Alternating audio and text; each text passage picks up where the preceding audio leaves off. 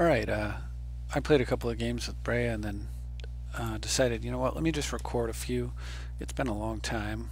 Here's a very fair hand. Not exactly a hand that you want to keep, but it should be good because it's got, I mean, you don't want to keep too fair of a hand. But it should be good because it's got Vedalken Shackles against green. And we're only one artifact away from having an opal, which speeds things up and pushes it in the right direction. The treasure cruise there just volunteered to be the most eligible to be forced with out of all the cards in my hand.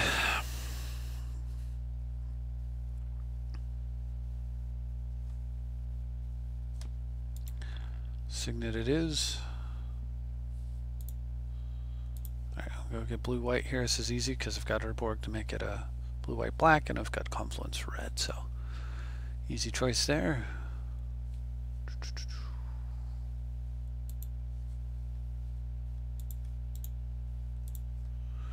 Okay.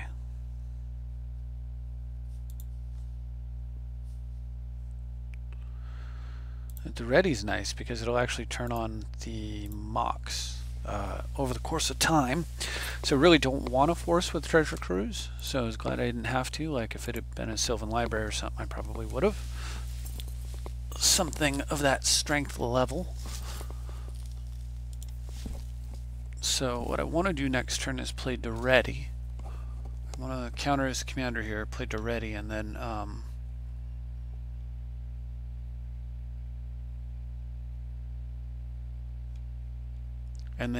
not have to force so that I can cruise my hand back.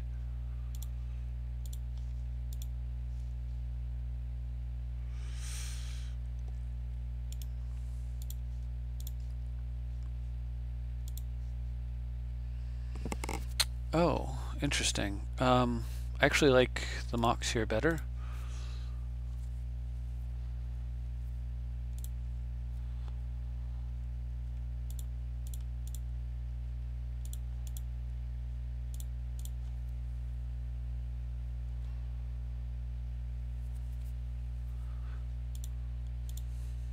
Because it turns on opal.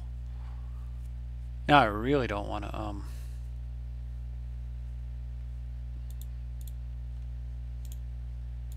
now I really don't want to have to force. I need to get this hand back up.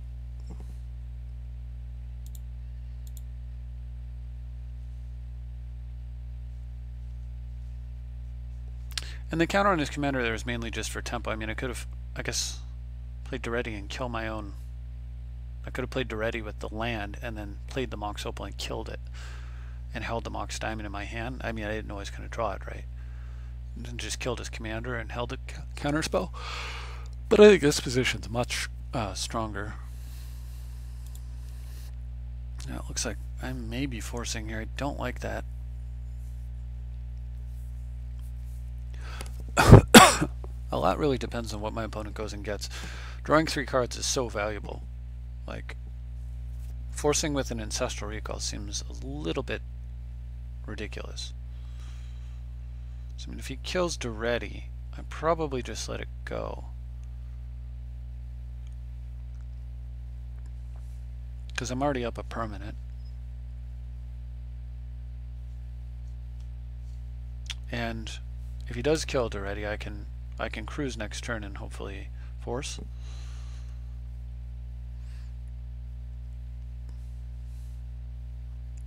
But if it's something like, I don't know, Rack and Ruin, I would have to force it.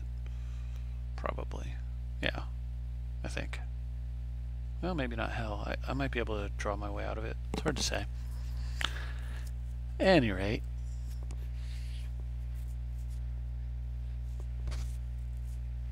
Dak Fane would definitely get forced. Sylvan. His Sylvan versus my Treasure Cruise. Question is, can I make my opponent, like, can I punish my opponent strongly enough with Sylvan? I might be able to with my commander.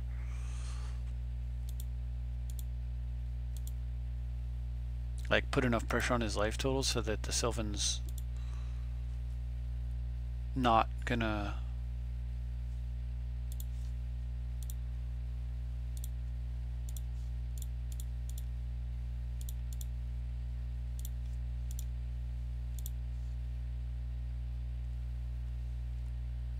beat me.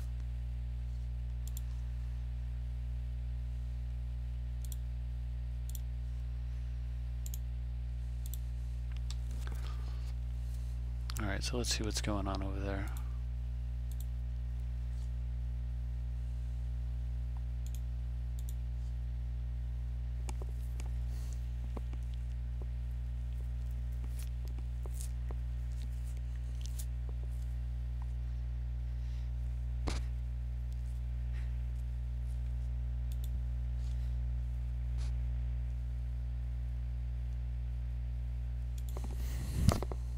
Alright, so his commander's, at least this point, looks pretty worthless.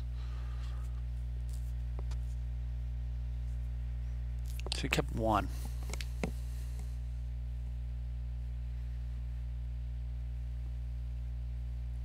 And I can start smashing for 6 per turn, plus I can also do some direct damage here.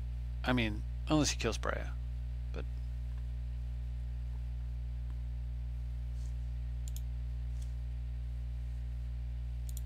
okay.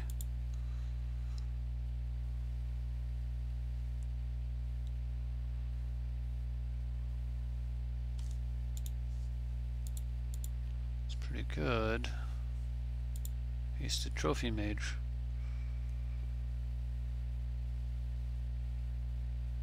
Not so good. So I do want to kill my opponent's Grall's Signet at some point.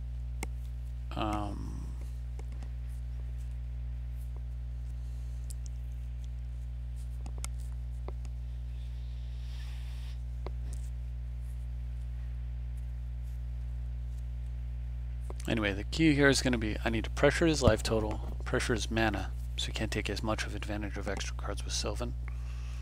And then I should be okay. I think I'll just kill the trophy mage. Well, we'll see.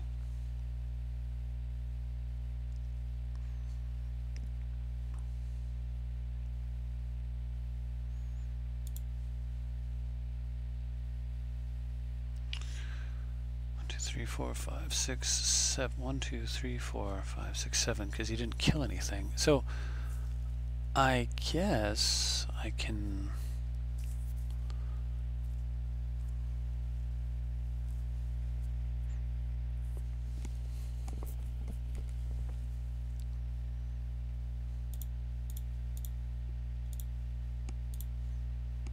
Just make a colorless blocker. Kill the Signet to slow him down.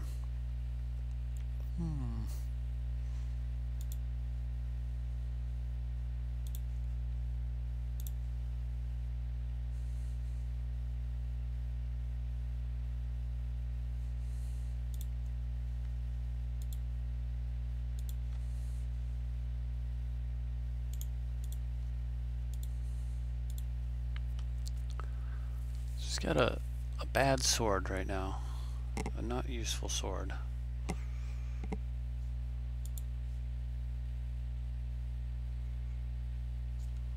This is fine because I'd like to play the Shockless here, but then I'm better off with having both Breya activation and a Sword Splasher's activation available to me.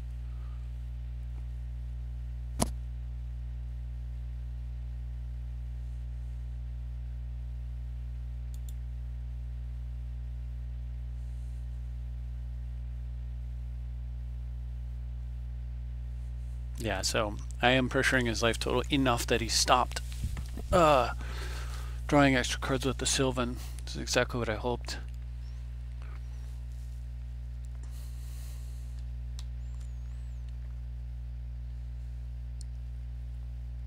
Looks like he's got quite a few cards that require him to set up. I don't see any reason to float mana here.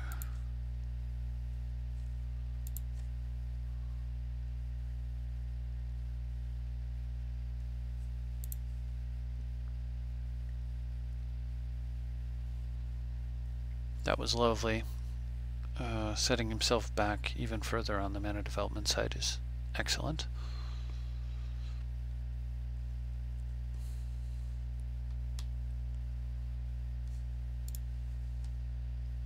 That seems nuts.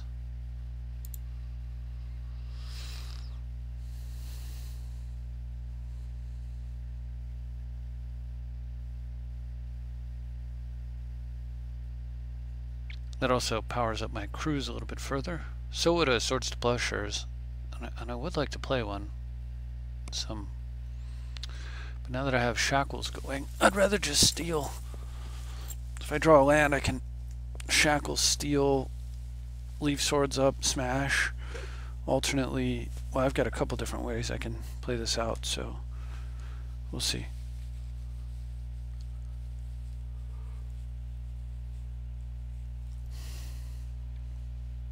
Artifact, creature, enchantment, and land. Strange. So I can actually extract some value out of... Basically, he can have a stone rain that also happens to kill a mox, which is unfortunate. But I can get rid of the trophy mage. I think that's probably okay.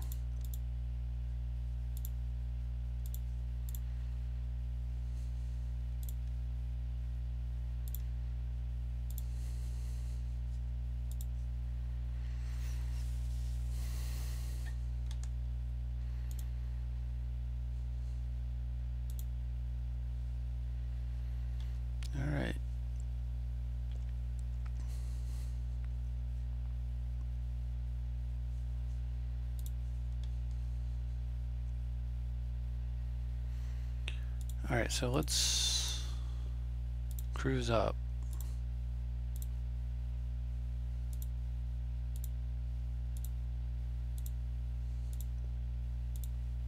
And what I really want to do is hit a blue card. Sigh. Well, that actually works. The Fragmentize is good. I'm having to fetch white here is unfortunate. Oh wait, I did hit a blue card. What am I saying? But anyway, having hit a white here is wow. Okay.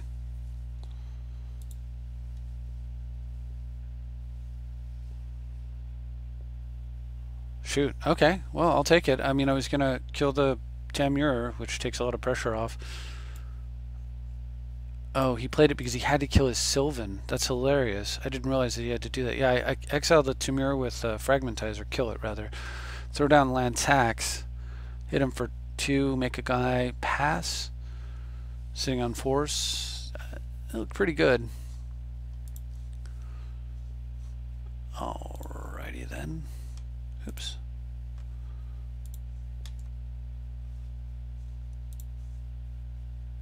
Oh, so anyway, I have changed the deck a little bit. I put in more like removal overall. I took out Dark Confidant. I've put Dark Confidant in. I've taken it back out. So the problem with Dark Confidant is I think Cruise and Dig and Necro all in the same deck. It's, I guess the overall, well, let's go to the properties of the deck, right? Analysis. I mean, if you look at the mana curve, it's pretty low, right? I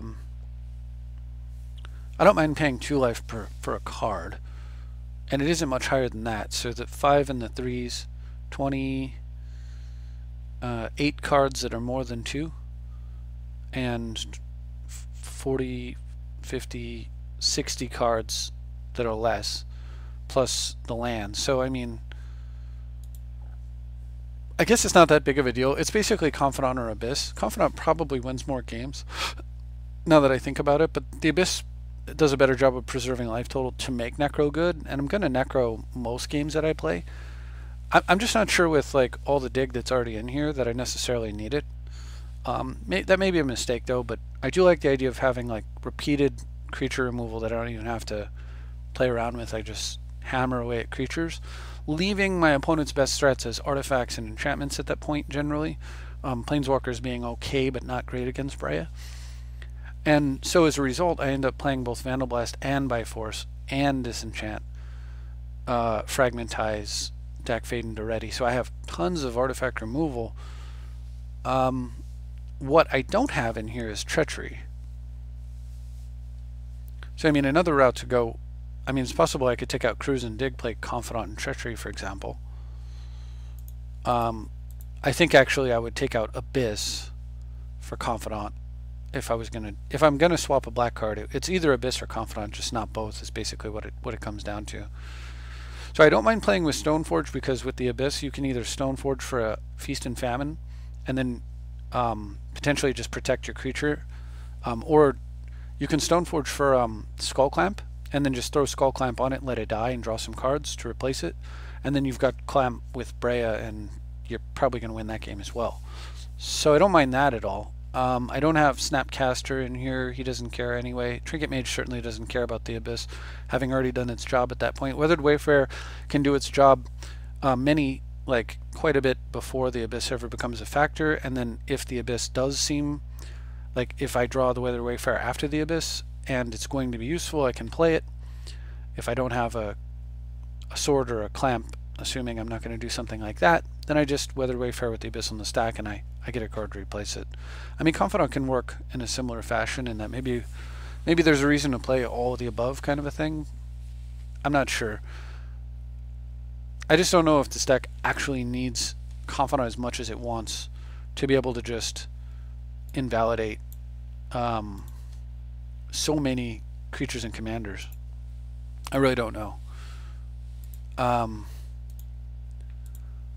Yeah, it's very possible though, in thinking about it, that maybe Confidant would be better, simply because if it's not answered on turn 2, it's probably just going to win the game right on the spot. So 2 mana binary, like, does your opponent have the answer? If not, you win the game. A card like that is maybe a card I should be playing.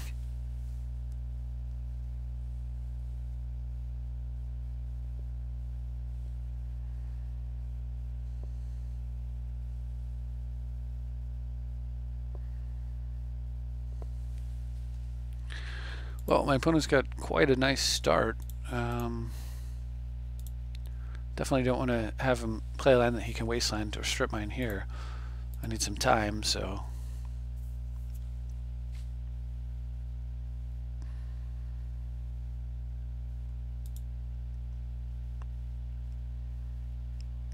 What this looks like is... Wow. Okay, so on the one hand, I really want to Demonic Tutor and go get... On the one hand, I really want to go get Fragmentize or something along those lines. Or not Fragmentize, but by force. On the other hand, I really am going to need to deal with creatures, and very soon. Well, specifically my opponent's commander. Boy, that really makes the Fragmentize play looking good. This is whenever he deals damage.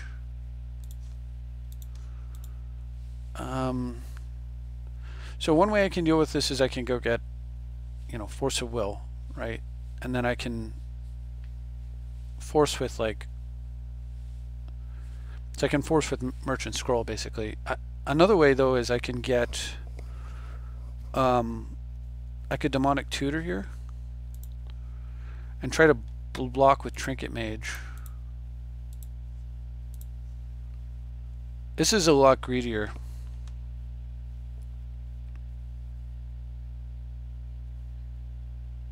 So what I could do as well... Yeah, I could go get Toxic Deluge. I kind of like that.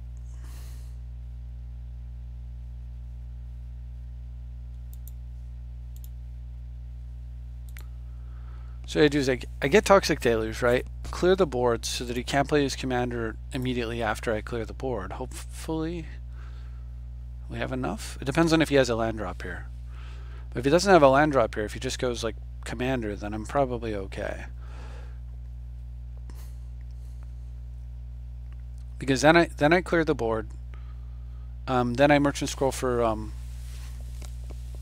or Teachings into because I need to build up my mana. But then following fairly soon is a Mystical Tutor for a by force or Vandal Blast.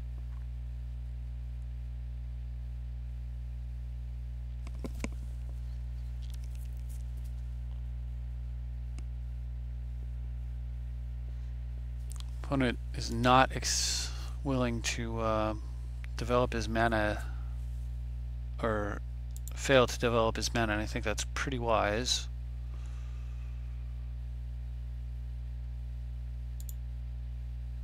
Okay, sword. So he can't do anything with that sword just yet.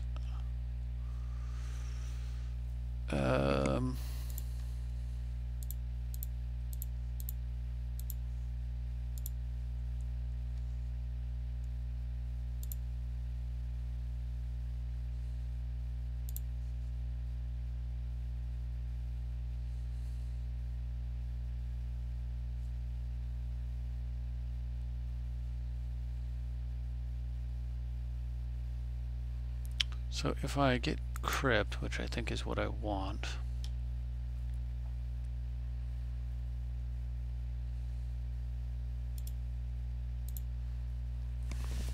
alright, so feeling okay about this situation, not perfect, not great, but not horrible.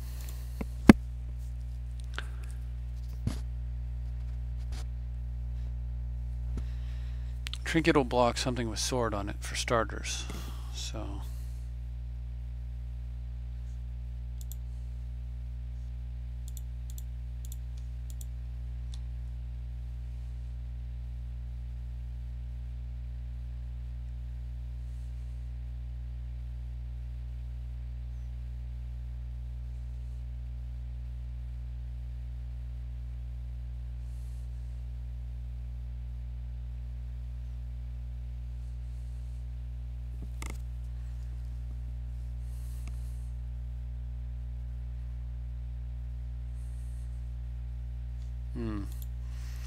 now that's a bummer.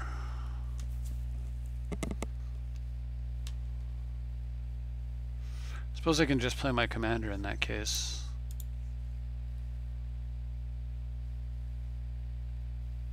So we did make a creature. I was expecting to make a creature and equip it, in which case I play my commander, and I actually feel like if had he done that, I would be in better shape.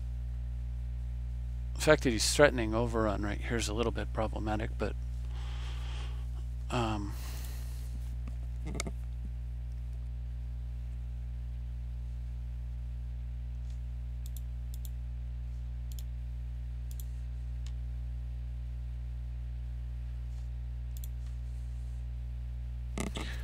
that was timely. I was just thinking about whether or not I wanted the teachings for a sword. Swords to plowshares, so that's okay. That makes blue. I gotta keep that in mind. So I can plow that, attack him. Definitely want to do this because this is really good tempo swing. Get on Garrick.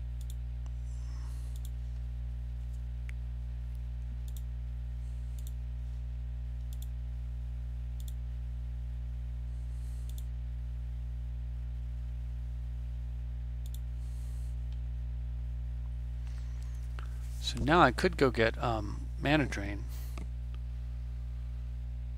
My opponent's really low on cards. Or I can waste them and then go fetch Mystical.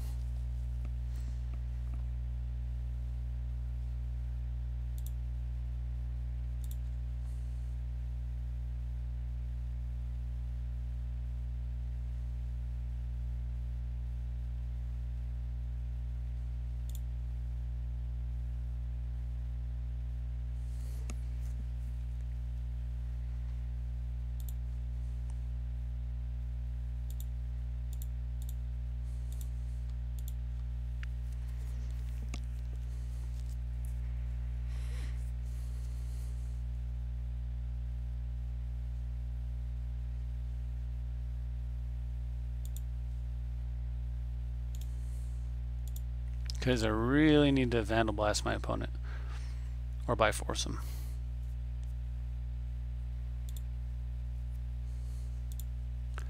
And the sword is not really... a big deal when it's not in play. So, like, it's not going to get a chance to get on board unless he has some kind of time walk here or something crazy.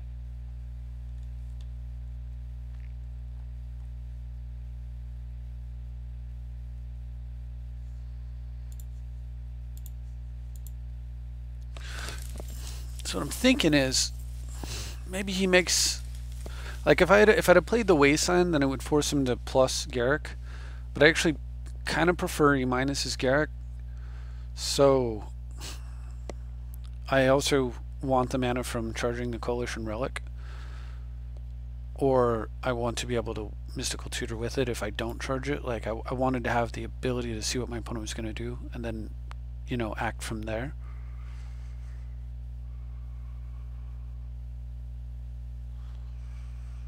So presumably he goes Guy, Equip Sword, done.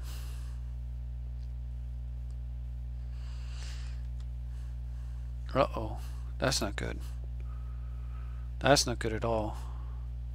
Jeez, that is bad.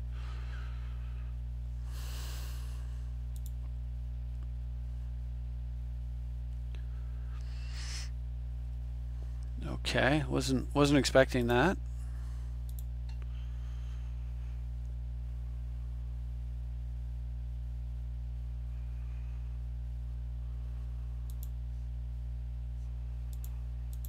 I guess I'll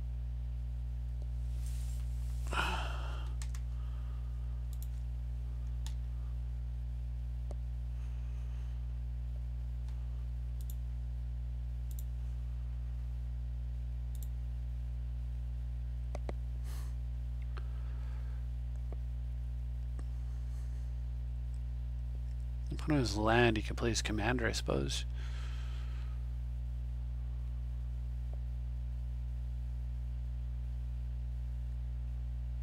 Cow. Okay, that is beautiful. Alright, so my line of play worked out nicely. Alright, so we'll charge this guy up. Just so that I can auto yield to it later.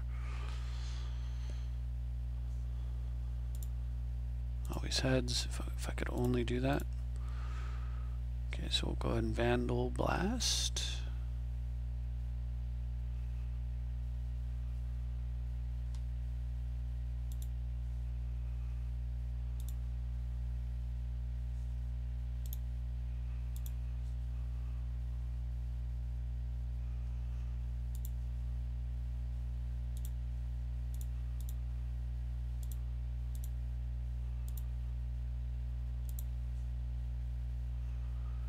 Let's just crush everything my opponent has over there, just about. And I'm pretty sure I want to kill his...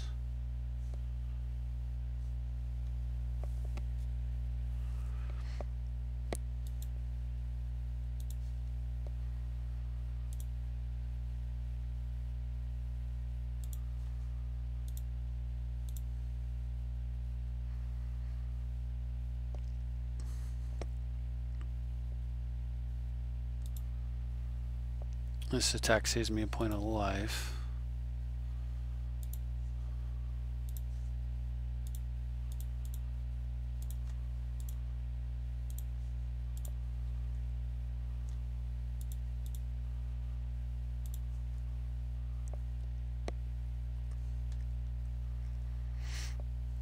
Maybe I should have waited on this. This may have been early. I don't know for sure. 1, 2, 3, 4, 5, 6, 7, 8 mana though. So I can play my commander. I can activate him twice, which would kill Garrick and his commander if he is able to play it, and if not,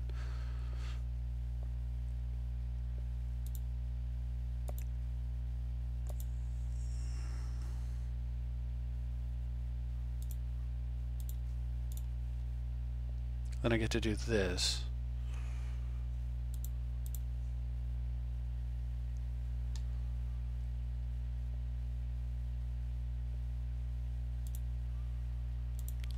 Red, white, blue, black.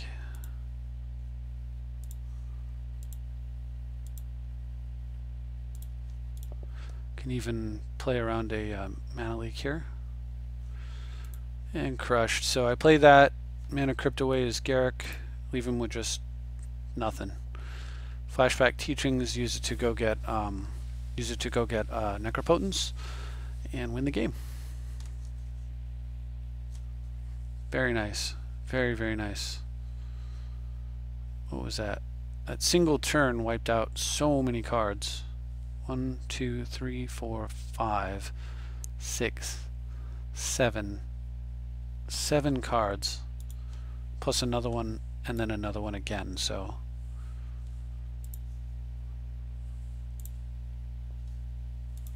Wiped out 7 of his cards and then 2 more. So over the course of 7 in 1 turn and then 2 more made a grand total of 9 over the course of 2 turns. Pretty insane, like victory via destruction. And then the fact that I got to follow up by refilling my entire hand off of the Teachings was pretty satisfying, or would have been.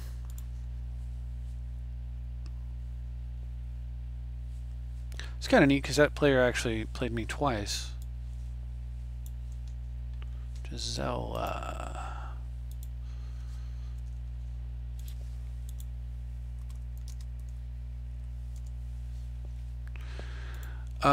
This is a little bit of a tricky hand as far as keeping goes. Well, my opponent's mulligans, so I suspect I win.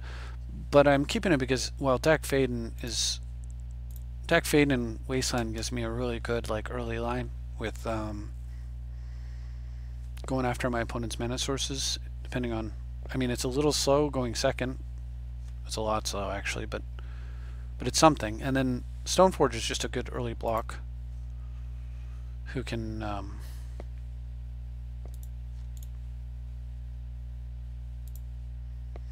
so I can get blue black and then red white, or I can get blue white and then red black, and I'd rather get blue black red white, I think, because if I happen to draw source of white, then I would have been better off getting a black source right here. Now the other option would be to just get blue red and then, or blue white and then red blue here, and just not bother with worrying about Necro. And I actually think I like that better. So if I'm gonna not worry about Necro because I need to set up for forbidden stuff, then I'll play Necro later. So that means I need to go get, what did I say, blue white? Yeah.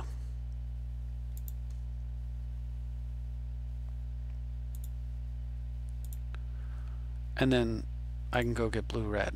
So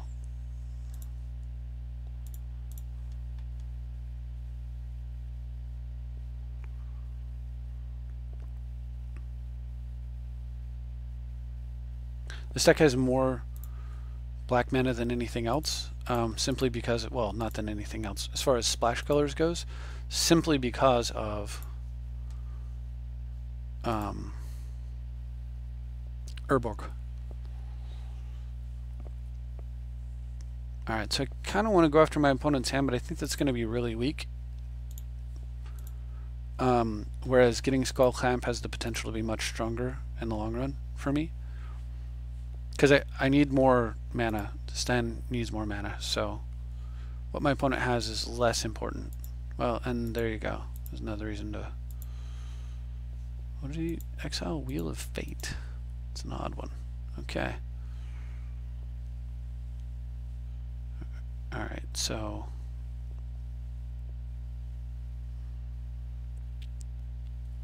I can just play land, say go. End of turn, put the clamp into play.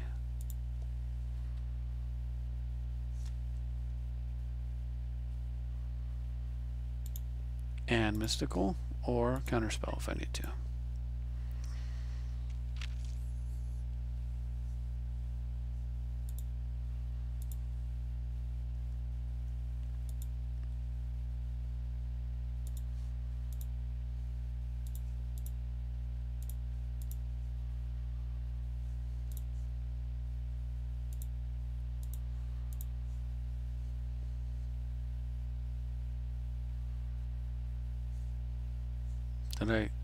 tutor? I'm sure I did. Okay. So 99% sure I want a tithe.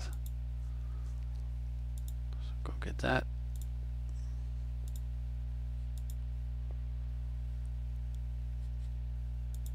And just do nothing. If opponent plays a land, I get to tithe. If he doesn't play a land, well, he's holding Gisela. He's got a Wheel of Fate ready to go. If I can cause him to hold lands for multiple turns, I'm more than happy with that outcome.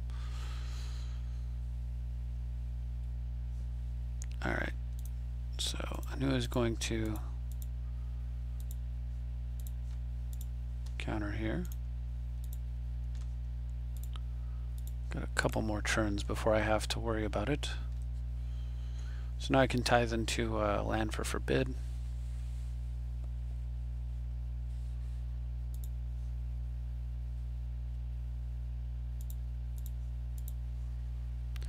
Still going to make that play.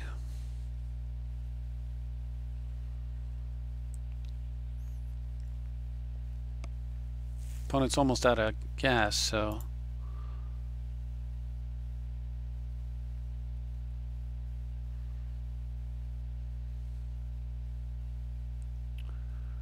Lag City, man.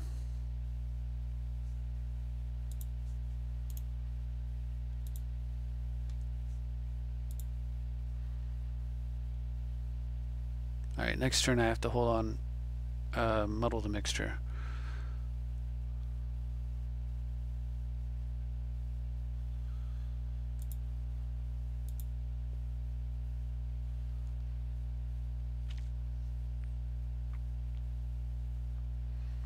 So next turn I can cast Stack Faden and then sit on Muddle, I think. No, I actually do not have... I would have to go get Plateau to do that. I'm not sure that's even worth it. It might be.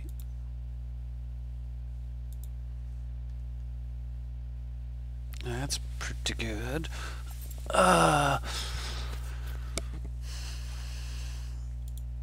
Yeah, maybe it's worthwhile.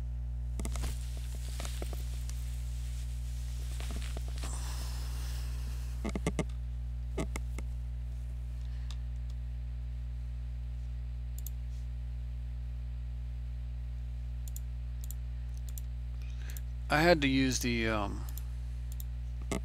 Windswept Heath before I ran out of targets anyway, so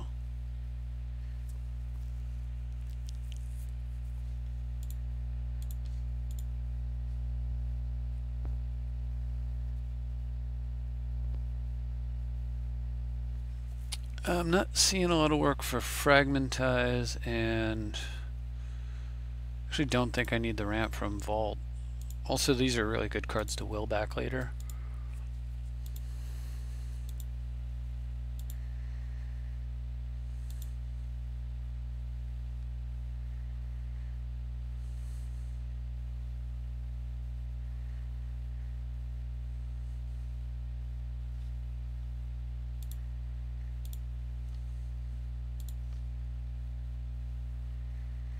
Alright, so no tithe, please, or no mana tithe, please.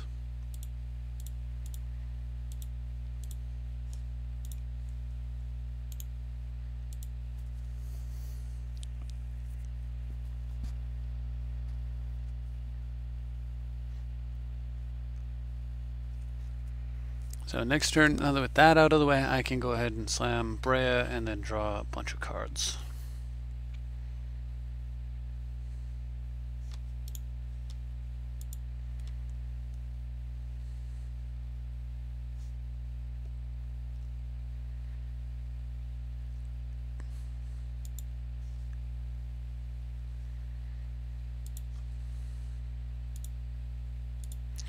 And I want to do that before I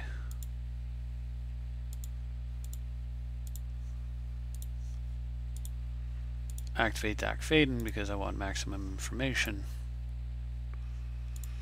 Go ahead and use Wasteland for the first clamp. In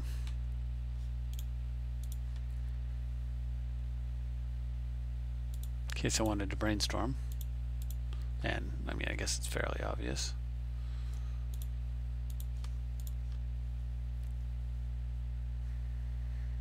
Okay, so I don't need...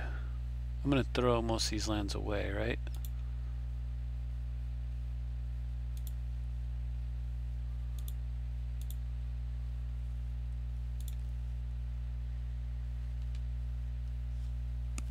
I could move the clamp. I don't see that being important. I could brainstorm. I don't see that being important, so I'm just going to get the map down and pass.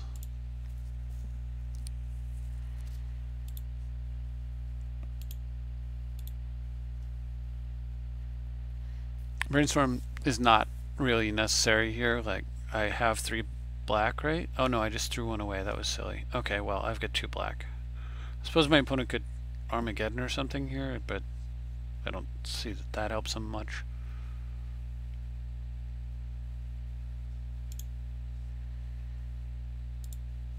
Alright. That seems silly. Oh no, he's got Exalted. My bad.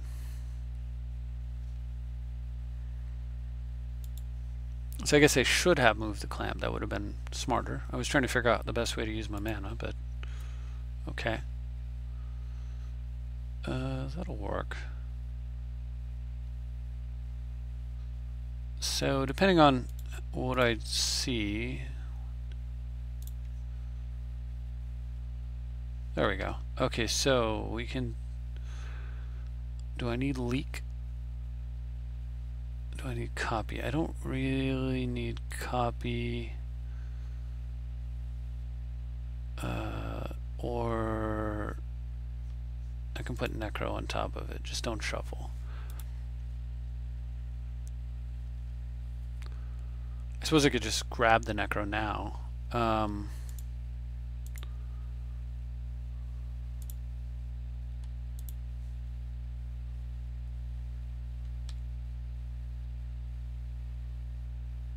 Three, 4, 5. No, I'm just gonna 3.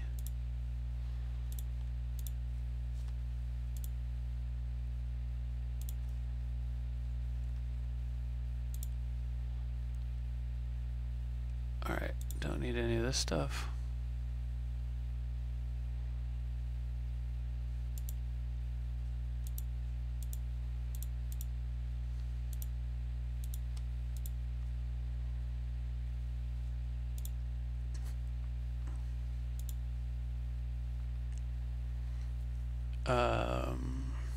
Probably perfectly safe to do this.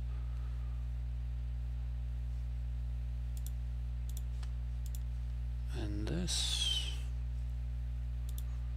Against this guy, I don't need Cavernous Souls, and it doesn't look like I need Copy Artifact for anything, so.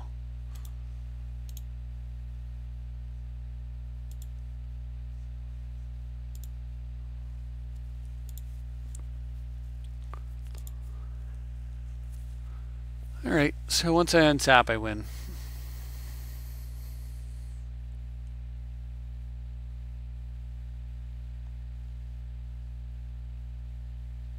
Yes, a card with no text on it. You may have it. Other than opponent -2's Dack Fade and use Dack Fade to win game. So 12 damage to target creature, that's pretty nice.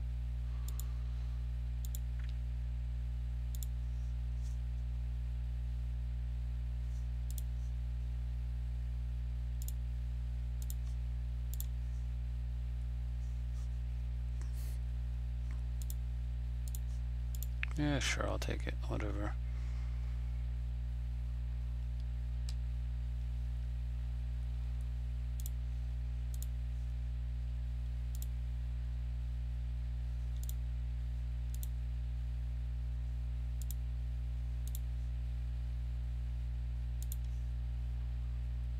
Well, we're at it. Let's constrain my opponent's mana even further.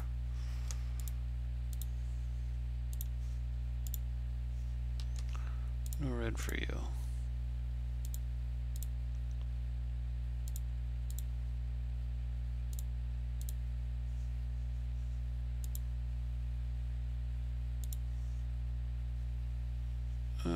was a close one.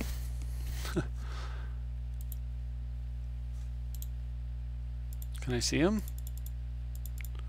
I don't get to see my cards? Oh, that sucks. I suppose I could... Oh well. All the hidden things should be revealed, but... yeah. We'll pretend it was these four. Just to see. Those four look pretty good.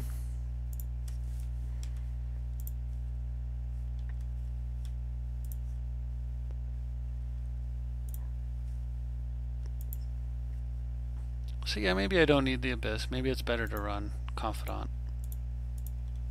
I'm certainly not needing it against any of these decks. I always forget what a difference it makes when you have 30 life versus 20 as well. That's a big deal for not only not running the Abyss, but for running the Confidant.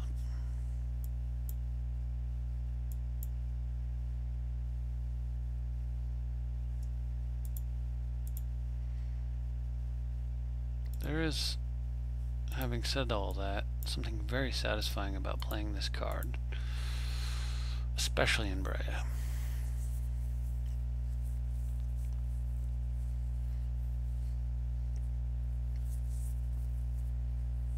I do like the fact that it does a very good job of turning off most commanders, like just making them, invalidating them. And given the build, I'd say its deck's pretty well, you know, set up for the mirrors, so that's probably not an issue.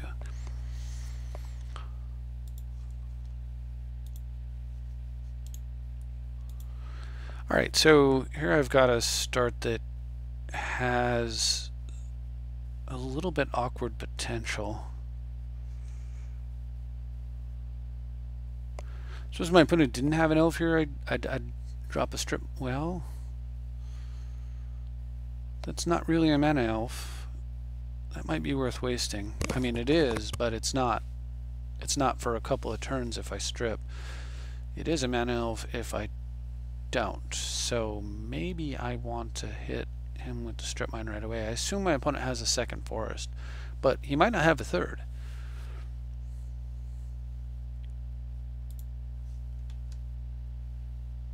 Oh, sugar.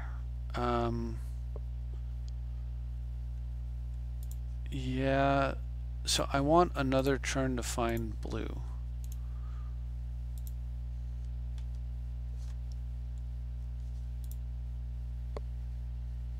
Because if I can go first turn vault, second turn, basically we're starting the game, except in this new game my opponent starts with a Jiraga and only 5 cards in hand. Okay, so he drew 1 land, but he may not have a second. Of course he may have a mana dork.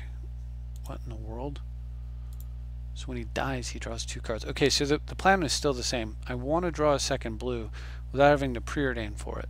Because if I can do that, then I can Tezzeret and rush something out. Even if it's just untapping the vault right away and then shackling the next turn. So that was part of the reason why. So I drew the strip Tezzeret, and that was part of the reason why I did the strip plan that I had been considering. Was just I really want to draw another blue.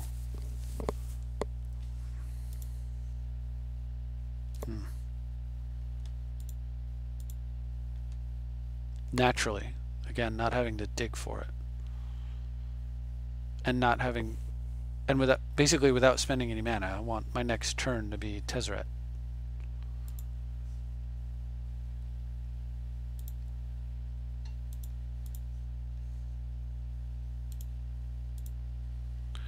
So my opponent decides to interact with this, then I'm probably not in the worst shape ever.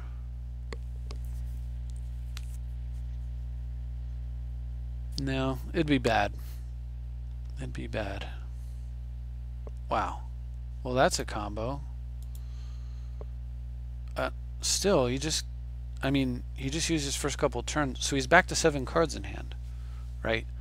But he doesn't have any, he has no board presence at all. This is actually not bad for me. well, it's actually pretty great if I draw a blue here, because then I can just orb them.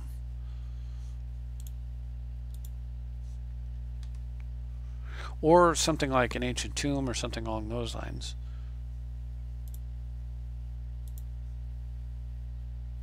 Oh, baby.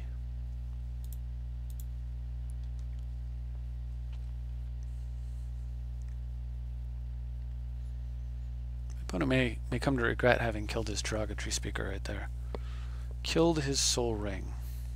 So if he'd played a land and leveled it, I suppose he doesn't get to do the spiffy thing he just did, but yeah, he's a heck of a lot better off had he done that. So what's great about this play, Pen is barring something like Pithing Needle effect. My opponent, the most common removal for a Planeswalker, direct removal out of green, is something like Lignify or, well, typically it's Beast Within, right? So I mean, it could have Soul Ring or Crypt, Soul Ring, Crypt, Tomb, Vault, and one of those cards, and then my opponent's able to kill Tezzeret. But otherwise, I get another use out of it, and another use out of it, Tezzeret's a really big deal here, because I can go get Mox Opal, or I can untap the Vault. Either way is pretty good. At this point, I go fetch Mox Opal. So there we go. That's what we're really hoping for.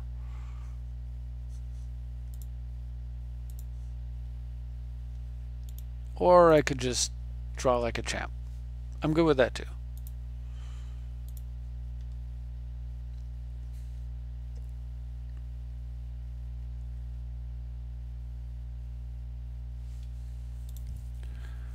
Alright, so I'm gonna do this, untap these guys.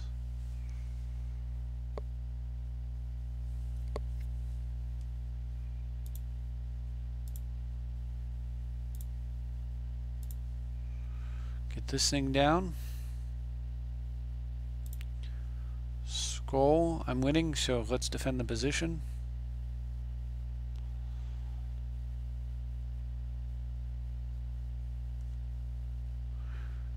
You know, or I could, no, that's just greedy. So I could, no, defend the position, win the game.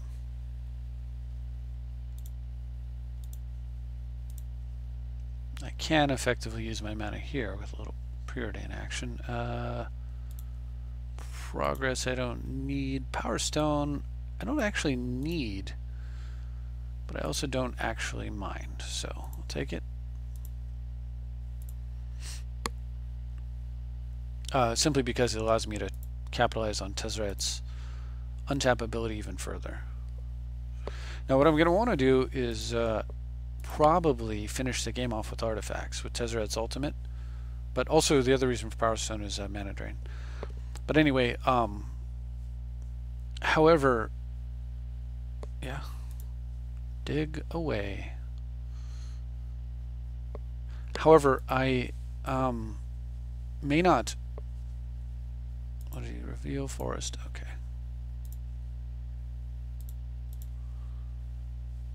However, I may simply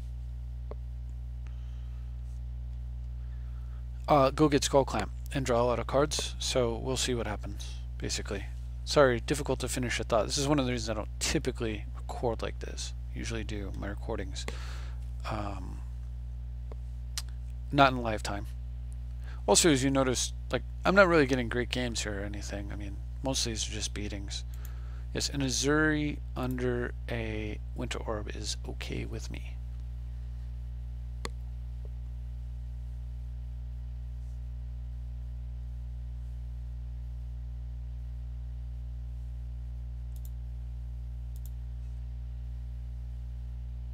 Oh, more than okay. Well, I was planning to kill with my commander, but this is just fine. So let's tap for blue.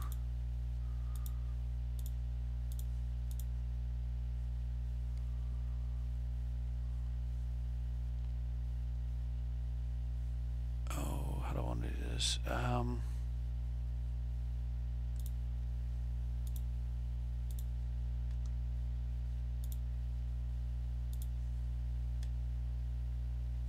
Yeah, I think this is okay.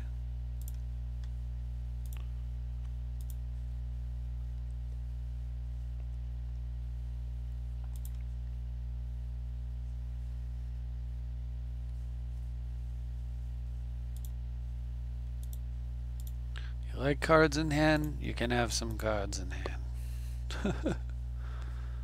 I thought I was going to get the Worn Power Stone out, but eventually. I thought it was going to go Breya tap, you know, I thought it was going to do something similar to what I just did, except untapping this and casting the Worn Power Stone last turn. But this is good. I like this better, actually, specifically because I get to sit on the mana drain still. 5, 10, 15, 20, 25, almost at 30. A couple more turns and we got it. Yep. Tezzeret shall defeat you. The greatest planeswalker in the multiverse, known as Commander. So like right there, if I'd have drawn Dark Confidant, you know, would have been fine. But I certainly would have, if I hadn't drawn Jace, preferred to have drawn the Abyss in that scenario.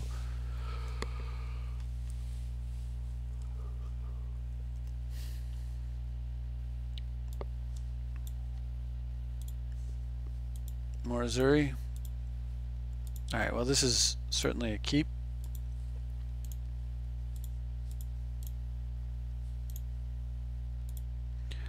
I'm going to need to quickly develop and get a Toxic Deluge, or at least that's normally what needs to happen.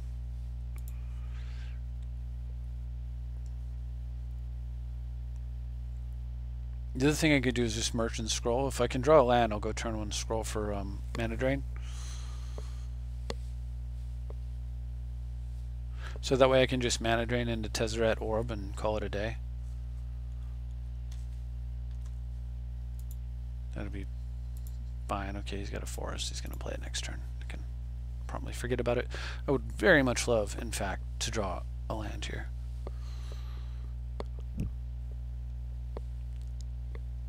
Can I do it?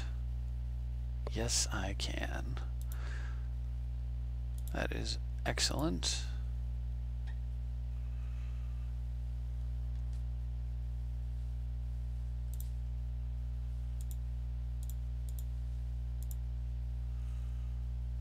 So once I get mana drain in my hand, then I think at that point I just don't really do much.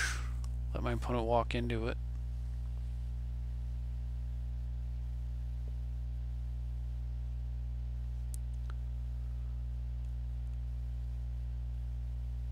I mean, I could try pondering into a land next turn, but it's pretty doggone risky. If my opponent, like, if I mana drain into Tezzeret, I would rather Tezzeret Orb my opponent and then follow up by Tezzeret for a mana source and twist.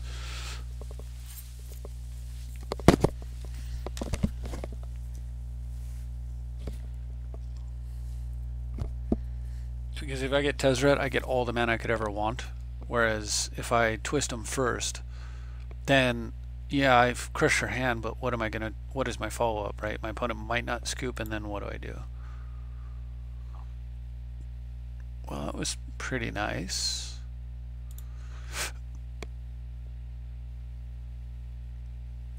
This is turn 2, so I guess my opponent didn't actually miss a land drop, but yeah, I'll do it.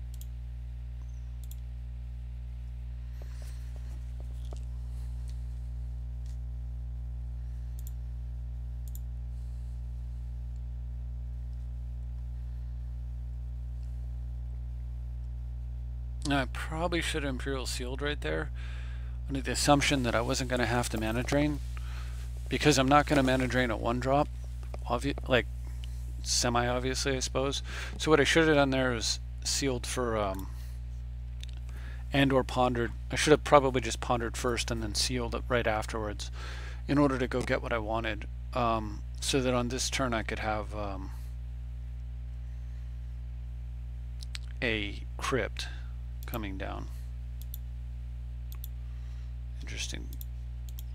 Still, I mean, the ability to sweep the board with an Imperial Seal is also good. So it's like I don't have to get locked into one concept for victory. I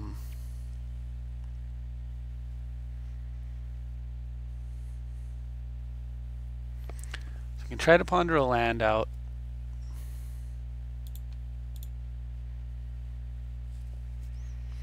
didn't draw one, so the next 3 should have a land.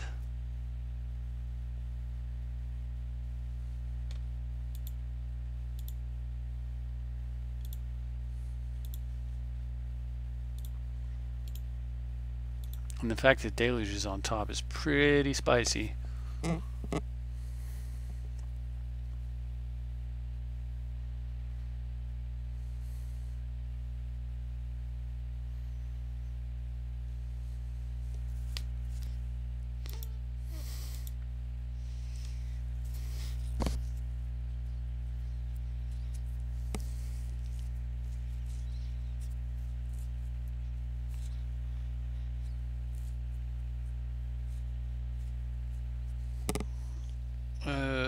So, like, do I want 4 mana and then I just throw the Deluge away?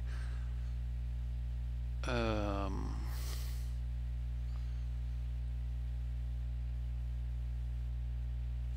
do I just not care? I don't think I care. So I'm gonna let this go. I'm gonna draw the Deluge, right? And then I can Imperial Seal for mana, for more mana. I have to make sure I fetch first. Like this card encourages him to walk into Deluge harder, so I'm good with that. And I just want a big turn where I, you know, drain into a big like twist Deluge turn, for example. Deluge Tezzeret turn, something along those lines.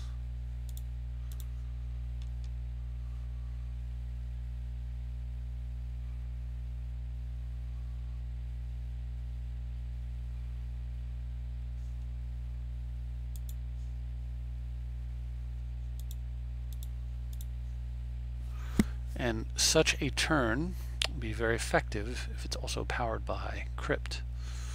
So let's go get that.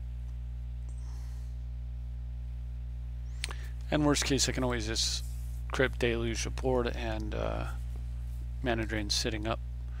I could do Ancient Tomb here, but I'm planning to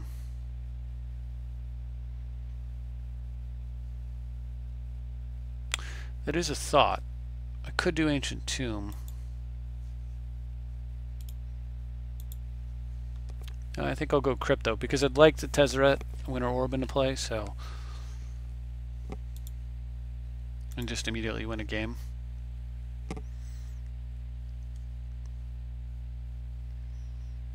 I've played a 1-drop, a 1-drop, a 2-drop, and a 0. Opponents played a 3.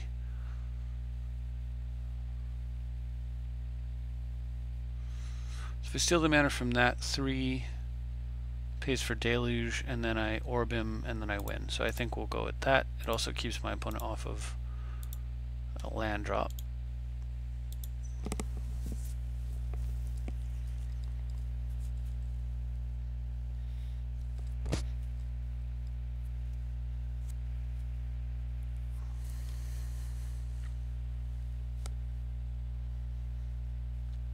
Hopefully, I don't know, taps some more mana, basic forest, activate Fauna Shaman, attack with Elvish Mystic, something like that. That'd be beautiful. Well, I'm going to Deluge first under the hope.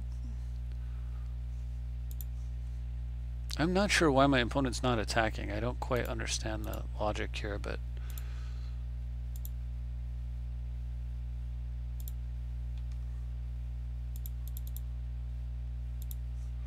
so what I'm hoping is that he activates Fauna Shaman with his forest. It doesn't even activate it. Maybe I just... That's fine.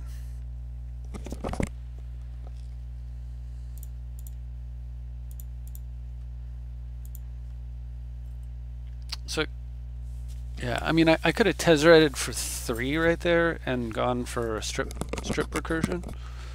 That might have been even better.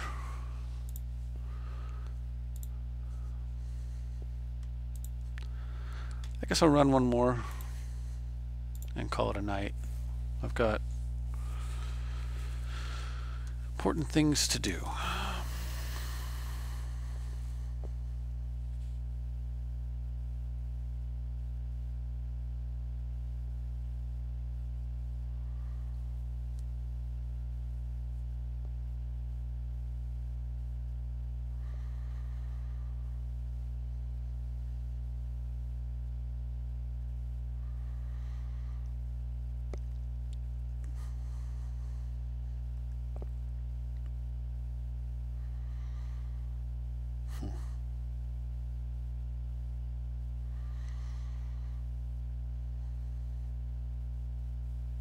Hopefully we get another game. Sorry for the long delay. My recording software, as far as I know, does not have a pause feature, so it's going to have to be a wait. But hey, on the bright side, I guess you can screen list. If you want to actually get a copy, there is a copy up on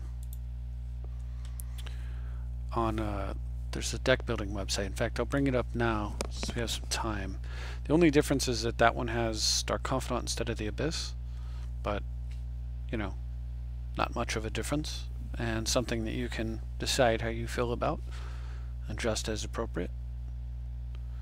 Looks like I got a game starting. Of course I do.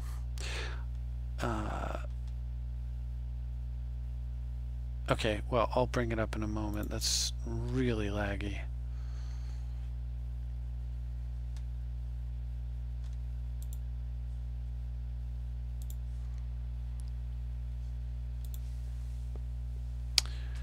Wow, I should not have opened that window.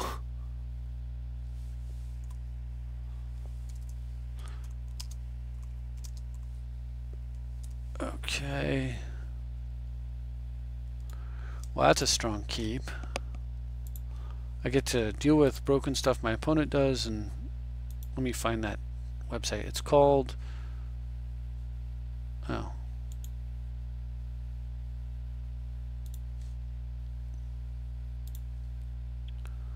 What is it called? Oh, I get to go first? I didn't realize. Okay, so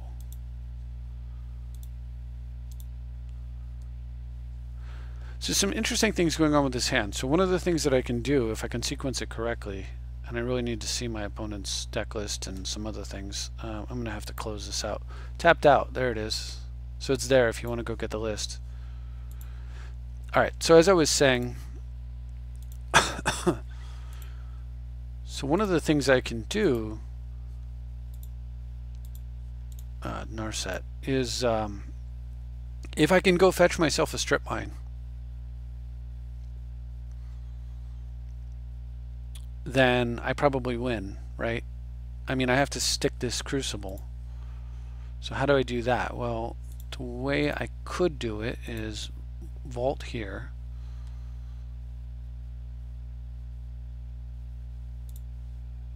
stick the Crucible, play the Mesa, and pass. Well, I suppose I can get a point of damage in.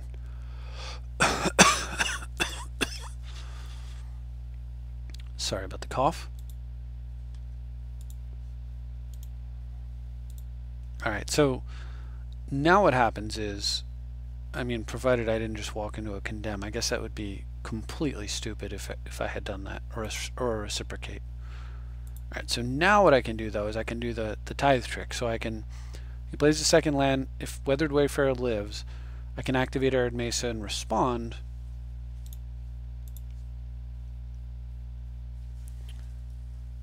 By fetching a strip mine. And then from there, I think we got it. I mean, I'm in really good shape, at any rate. So, holding control, I'm going to go ahead and sack the Arid Mesa. With that on the stack, I'm going to go ahead and activate Weathered Wayfarer.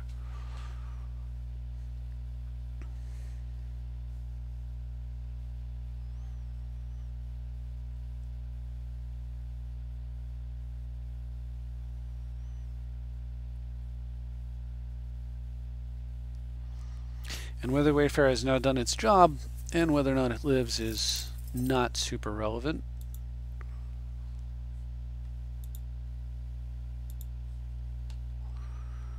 Alright, so in the past I've made the mistake of not getting extra white mana so that I can keep activating Withered Wayfarer, but in this specific case I don't care at all. I'm not trying to do that. So I'm just going to go get this guy.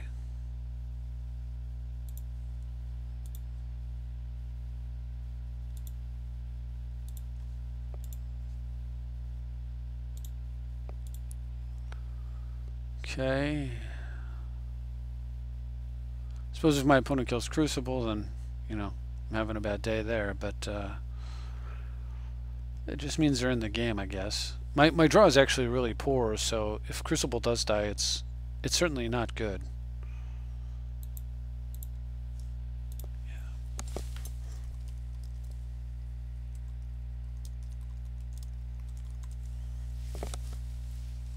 Yeah. Okay, good deal. Alright, well, we're going to be probably okay anyway, but I suppose I'll play one more.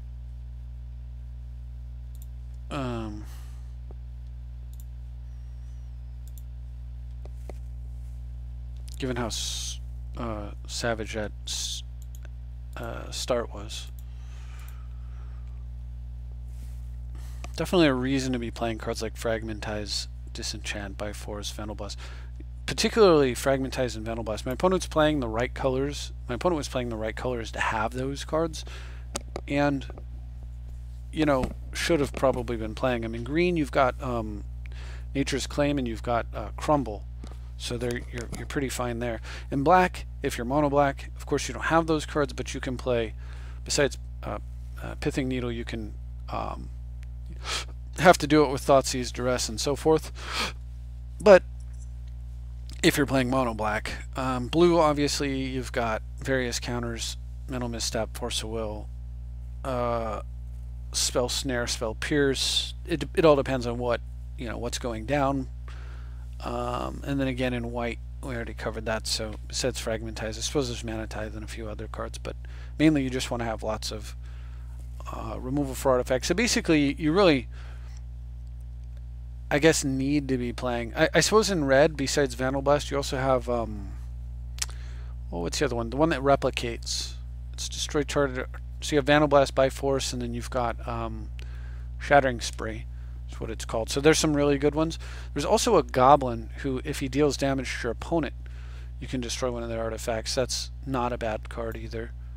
There's, in fact, quite a few. I think red has the most answers, now that I think about it. Wow, this is a hand that I want to keep so much, but I'm going first. And unless my top card is something amazing, man, it might be worth keeping this against that deck. I've got two. If I was going second, I would keep for sure.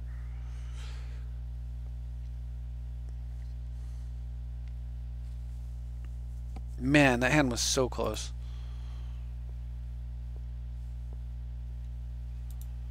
Definitely do not need more of that, or at least I don't appear to need more of that. Not with Tithe. So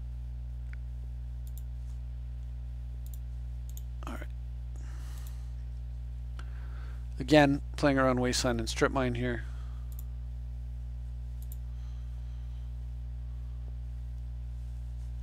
I would play first turn Tundra if I had, say, Swords to Plowshares in my hand, simply because I might have to swords a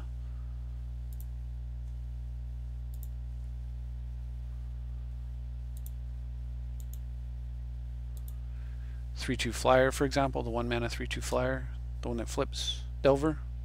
I might have to plow Delver's Secrets or something like that, but alright.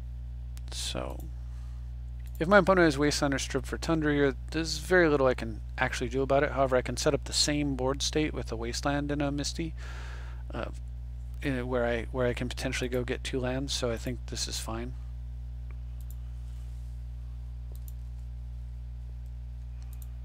Alright. Tithe Trick. Undo my mulligan. Always can hold control like a second or so after the Misty, or like pause, because sometimes it doesn't register. Like it registers that you held control and then let it go, and then it goes and gets you. All right, so what do I want? White, blue, white, black. I actually think I'm going to get scrub and plateau. I don't typically do this.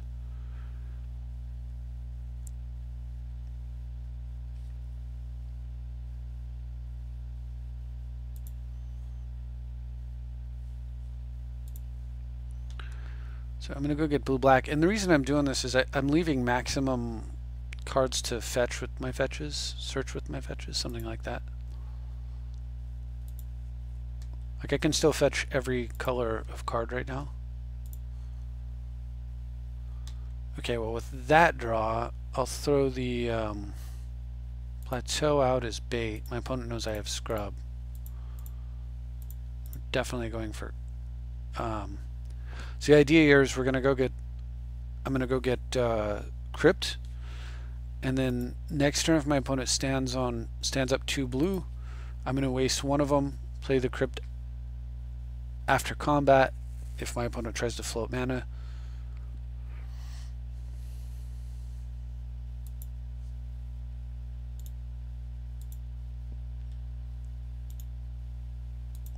And then break his back with the Mind Twist. So I mean it'll be a twist for 4. Alternately I could just go Crypt into Lotus into Fact or Fiction end of turn, which I like actually quite a bit, and then untap and then twist for entire hand and do the Wasteland thing. Kind of like that. But with my opponent running cards out and the fact that I don't need to Wasteland pre Mind Twist, here I think we'll go Scrub, Crypt, Twist. Thank you for turning your belly side up, and have a nice day. This is like, you're just begging to lose, like tapping out against somebody who just Trinket maged for Mana Crypt.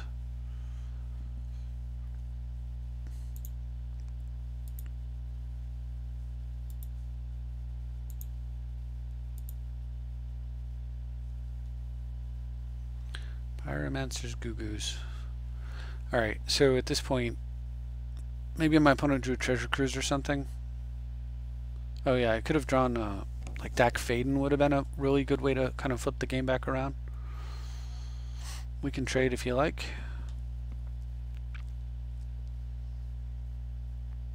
It's actually a real nice draw for my opponent because I was trying to, my next, move was to shut off red.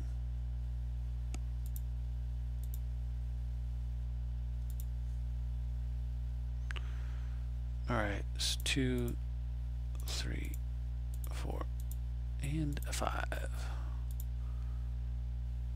So I'm going to get the Lotus out. I'm going to get the Lantern out. I'm going to clamp up Trinket. And this is just maximizing mana efficiency so that I can, because I'm going to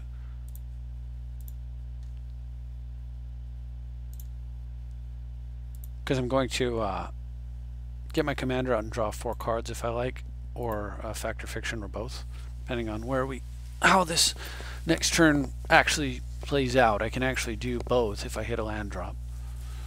So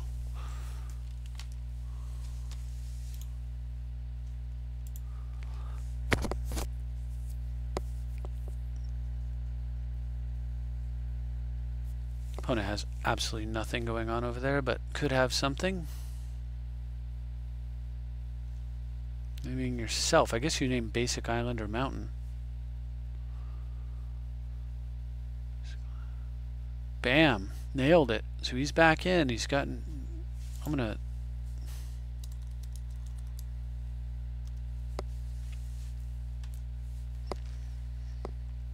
I have to applaud that. That was pretty sweet.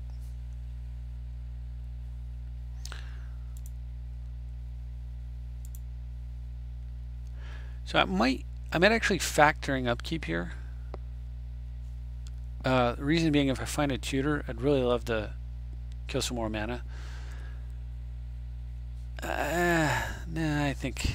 Okay, there we go. That'll work.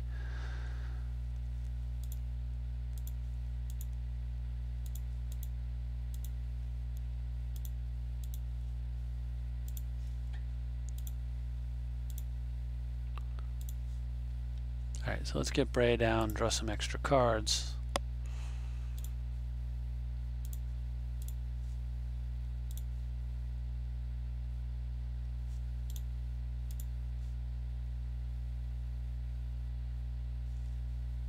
Alright, beautiful. That's what I was hoping for. Some way to kill some mana. And I got more than one.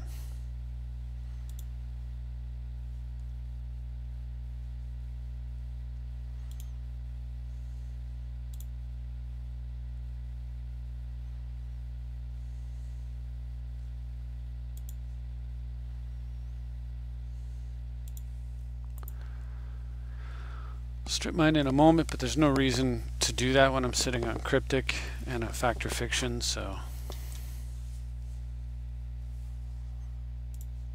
Yep. Better sniping me all day long. Almost got me down to my starting life total, which is 20. Cards like this make no sense at all.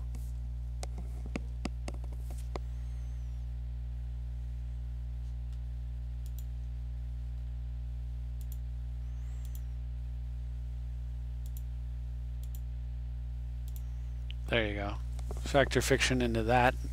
Tell me how you split that. I mean, you basically have to put Necro by itself, right? Put Necro by itself. I mean, and is that even good? It puts Necro by itself, and then I just untap, draw for the turn, strip mine my opponent, obviously. Play the Abyss, I suppose. Clamp up the Trinket Mage so I can feed it to the Abyss.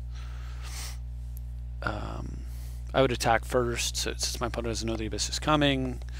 And then, yeah. And then just sit there on a Cryptic. His guy dies, he's got one land. I draw 2 cards off of my guy dying during upkeep, draw for the turn, and vindicate my opponent's other land. So, I mean. But we knew that the game was over with the twist. God, do I want to run one more? I guess I'll run one last game. It's been a long time since I made a video, so I suppose this is going to be very long and hopefully entertaining for you. It's certainly like just one of those things where I don't have I only have games as challenging and interesting as what I randomly get. And as you can see, a lot of times it's just steamrolling the opponents. But it's still fun. I mean, I don't know if they're having fun, but I think maybe. I don't know. There's people that play me multiple times, so it's either out of frustration or fun. And if they don't, there's obviously they know what they're getting into, so they, don't need to jump into another game. So. Yeah, I really like this stack. I like everything. Feels like it came together really well.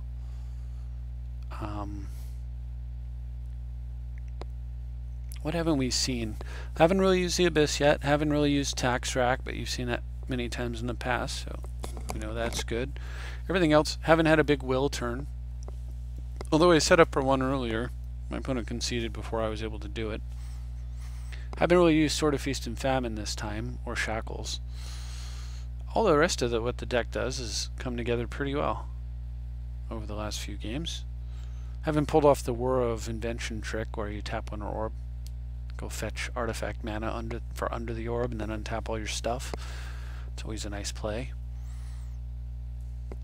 Haven't had a big workshop turn. I drew the shop at the end there. Well, I would have, but obviously the game was already over. I haven't had Cavern of Souls come into play and do much of anything yet.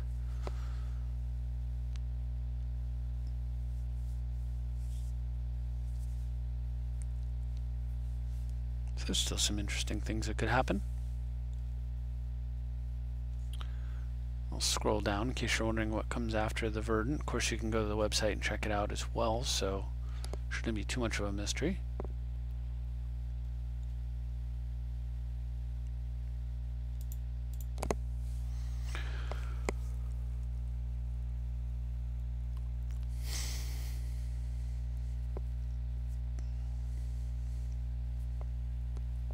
Alright, let's get some game going.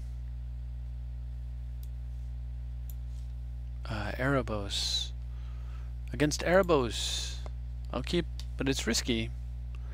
It's very, very, very strong because it has Winter Orb, and this commander does not like Winter Orb because 2 mana to tap all your lands under Winter, you know, like basically double Stone Rain yourself, pay 2 life, draw a card is not not a good activated ability, right? But if my opponent can get into my hand quick, then of course this gets a lot worse. I may just, for that reason, I may just run out Winter Orb. In fact, I think I will.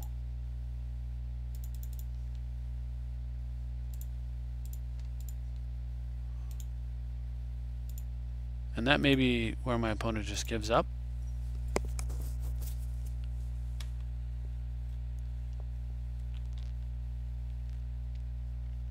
Who knows? But what it did do is it turns on, if my opponent doesn't do anything too savage here, I'll have Stoic Rebuttal ready to go for his play, because I can play it for 2 mana now. Metalcraft on turn 1 is nice. I will of course be taking a lot of damage.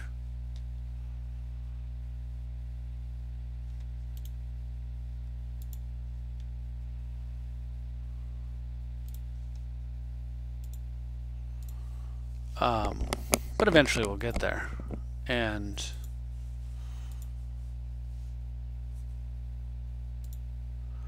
now I can afford to play the waiting game, and I can Mystical Tutor for a Mind Twist at some point, possibly. I don't really want you to have that.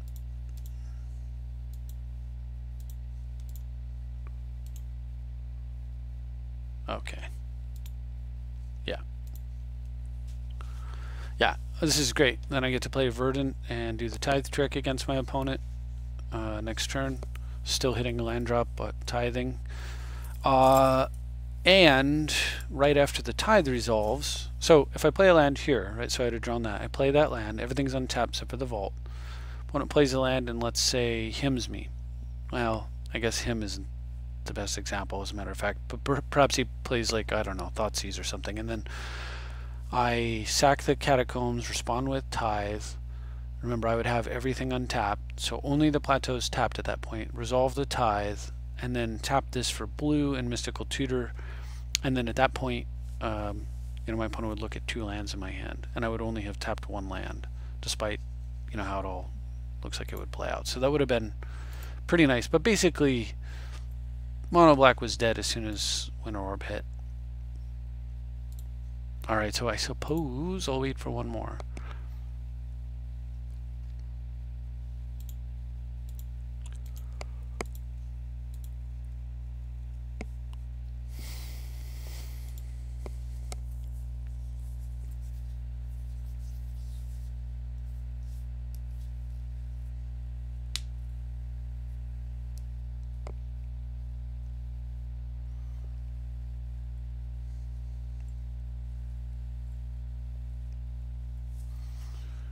I have a vintage deck. Oh, old school. What is this? This is a deck I want to test for old school.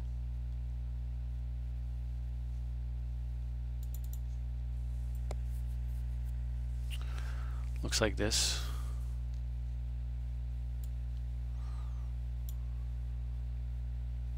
With a sideboard that looks like this. 2 sticks, copy artifact, all these good cards here. All that stuff there.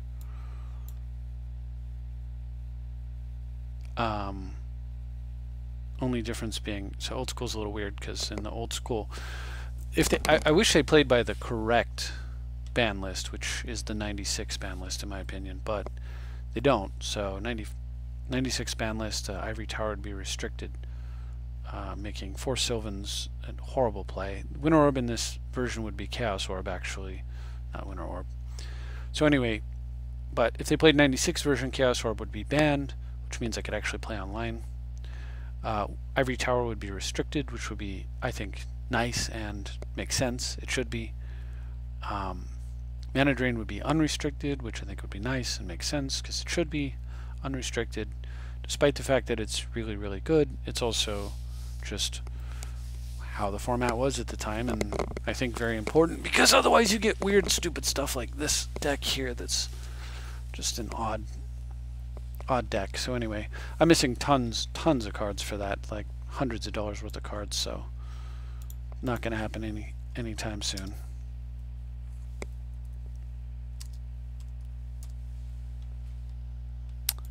Alright, the funkiest bunch has a piratey commander with Galisa the Trader. And I think I'm going to keep this despite the fact that it's not fun to throw away strip mines. It's also super crazy risky, right? I mean, I need to brainstorm into something. I need a land drop or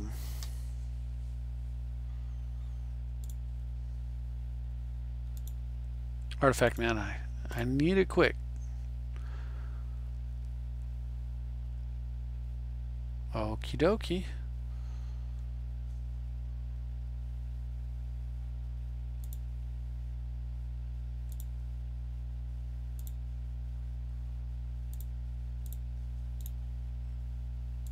Okay.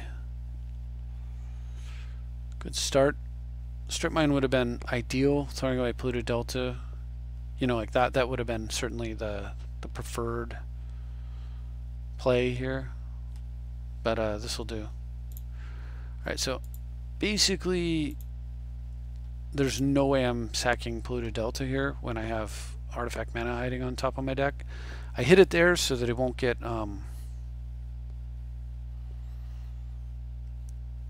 the rest out of my hand. And that may have been wrong, honestly. I probably should have had it instead of Stoic, because now I'm going to lose one of the cards. But on the other hand, by doing it this way, I get Metalcraft on board right away.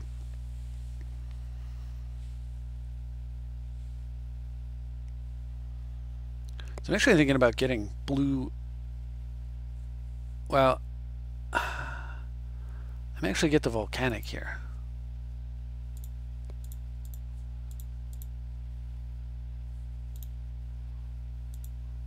So I'm going to get Volcanics just because I have two cards that require red. And I've got all my colors, and I can play Breya. So first of all, I have two cards that require red. So depending on something happening that might not be great here, I could still potentially play without too much trouble. Wow.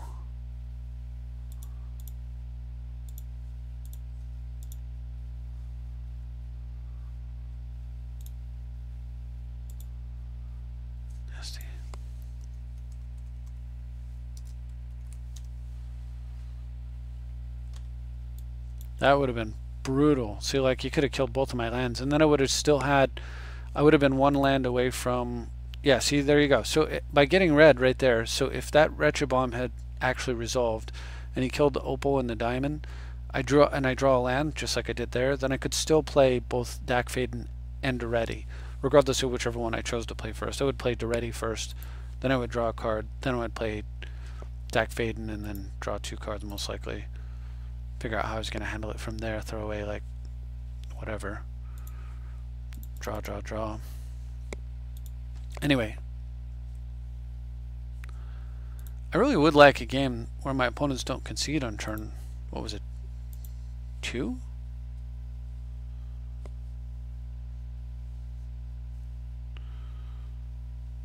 The other reason I like old school is people don't do that as much.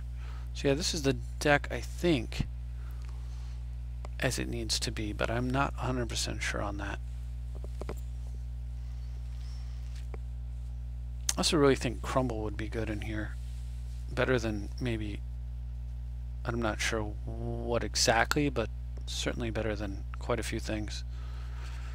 I'm playing Mirror and Trisk because Triskelion Triskellion's in there because, well, first of all, I want a creature that doesn't die to the abyss. Secondly, I want a creature who cannot be Swords to Plowshares. So if you play Triskelion, you never remove the last counter.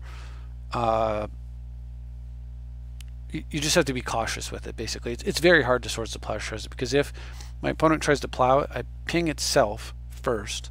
As soon as that resolves, then I remove a counter to ping my opponent, remove a counter to ping my opponent. He dies as a state base, and then I can get into the Time Twister regrowth loop, and my opponent can't remove my win con from the deck. Meanwhile, with Mirror Universe, I can take him down to 1 because the old school doesn't play by the original rules, where you could mana burn and or you could be at 0 for the phase. This is a very bad hand actually against Teferi. I may lose this one. Anyway, so you need Triskelion to finish him off. You can mirror him down to 1, but not 0.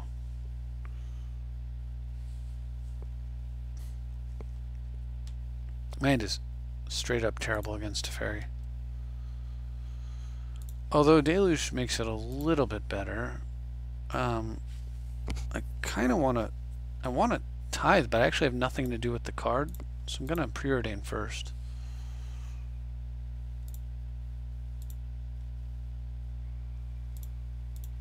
Okay.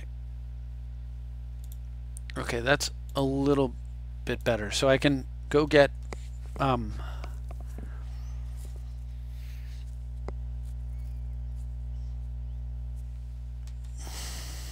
may not have time is the problem. I don't actually have time here. Well, that's really rough. Okay, Wasteland, thank you. Gosh, that was important.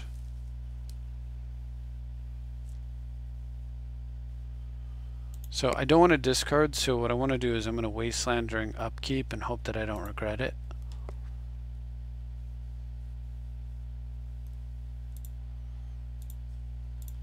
So waste.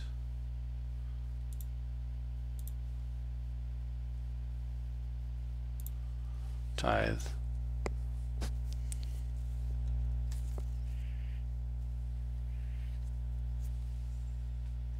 I suppose I could have tithed at end of turn, honestly, but this will be have to do. So here's how I get my red for Deluge, or I mean not Deluge, but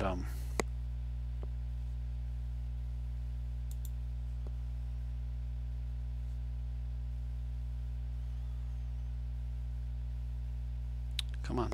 Here's how I get my red for by force.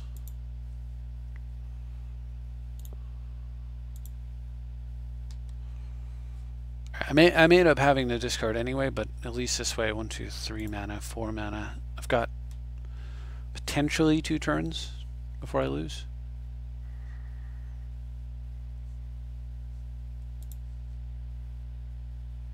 I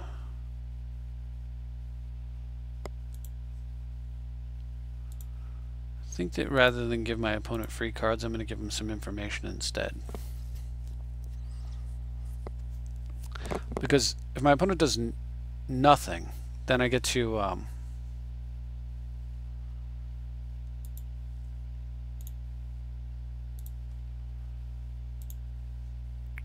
my opponent does nothing, then I just get to sit on Forbid. And if he does something, then I get to buy 4s. I mean, unless you were to play like, I don't know, something crazy here.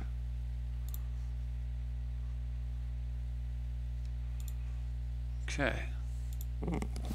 So I've managed to get through the early game scariness of his commander, hopefully.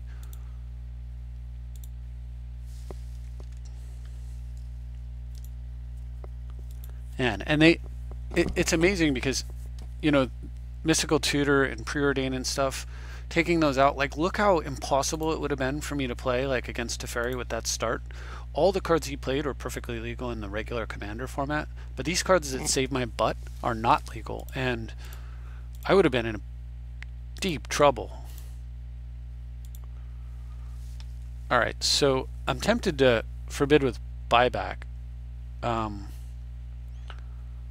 would I pitch though? I don't think I can. Because I mean I could pitch Gilded Lotus and a land, I suppose.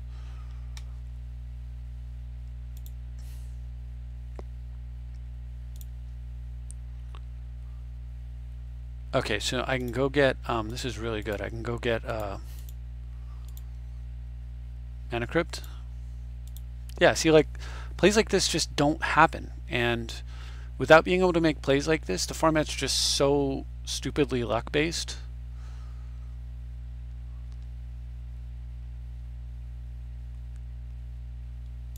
Like, you have to be able to make, I don't know, maybe it's just me, but I feel like Magic is best when people actually get to make decisions rather than that involve like what they want, how they're going to play their hand, rather than, you know, draw and pray kind of stuff.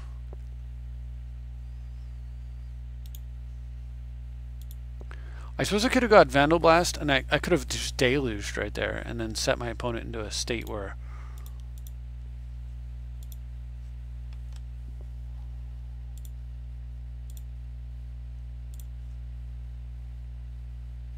okay, this is really solid.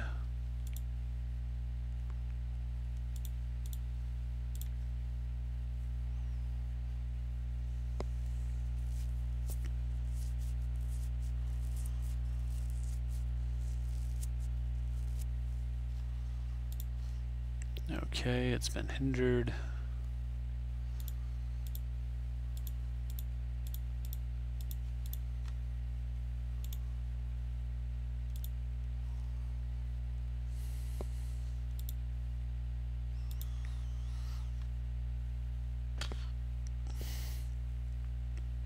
Alright, so 8 mana on his commander.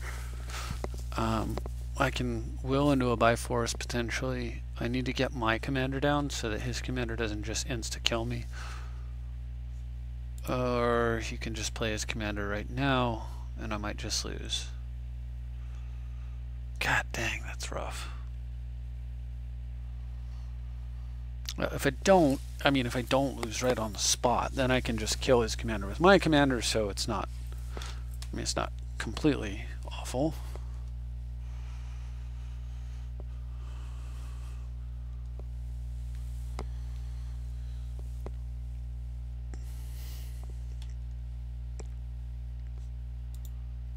Yeah, I don't have a counter. Go to town.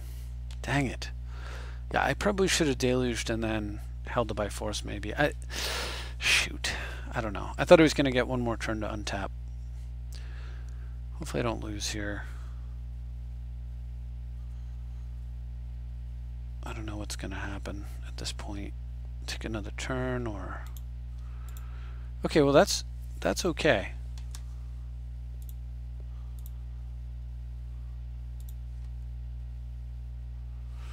Okay, that's pretty okay. So I can kill his commander and then kill his Dreamstone, and I think that's pretty acceptable.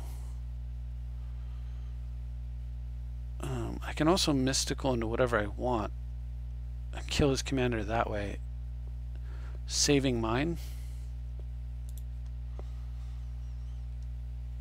If I'm going to do that, I'm going to spend some black.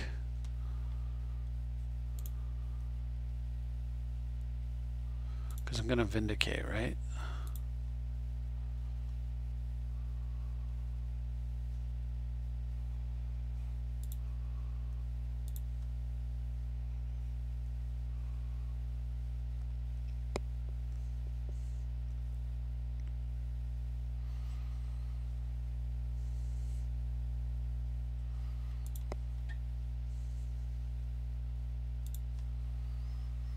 Alright, let's go get Vindicate. Preordain into it. Vindicate and then by force.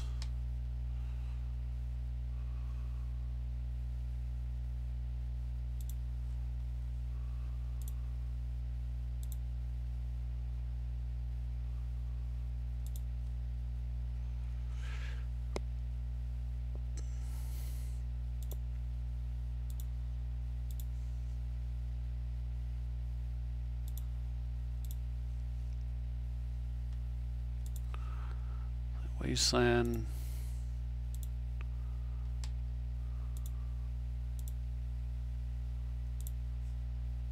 Indicate Teferi off the board.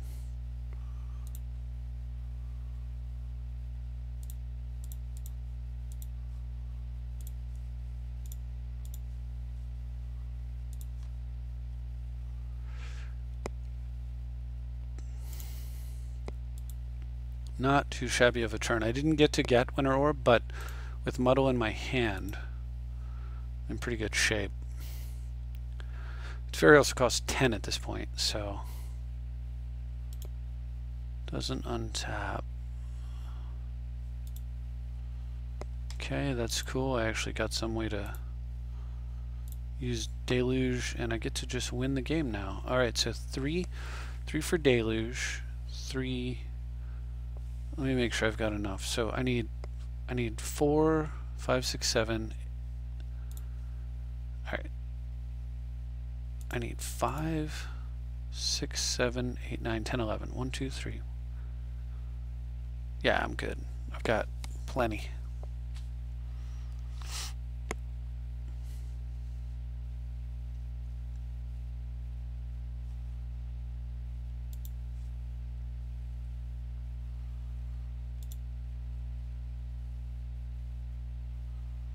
Okay, I'm going to need multiple blacks. So I need to use blue here. So let's start with the black.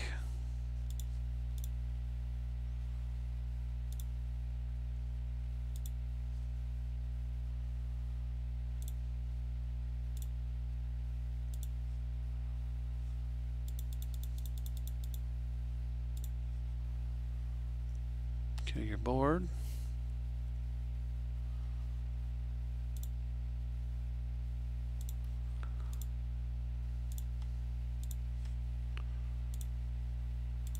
Breya.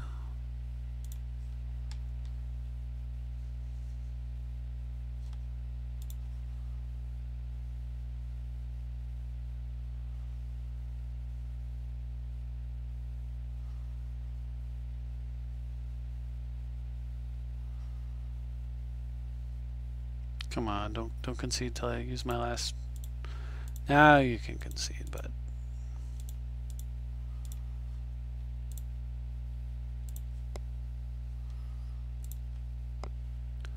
transmute.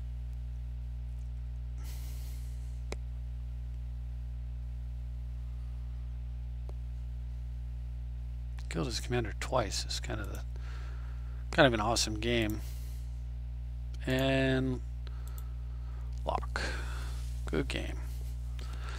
That was fun and a perfect way to close out, I think, the videos. Nice, awesome crush. And oops. Anyway, this is my old school test deck, which I'll never be able to test unless I need so much money. I just don't have it. I do not have it and will not have it for who knows how long. Maybe in a year or something. By then I may have a better idea. Who knows?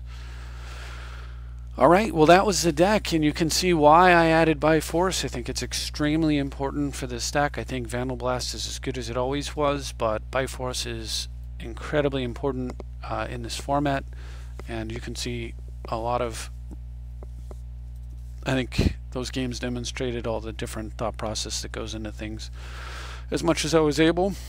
Hopefully you enjoyed yourself, and thank you very much for watching. I'll see you next time.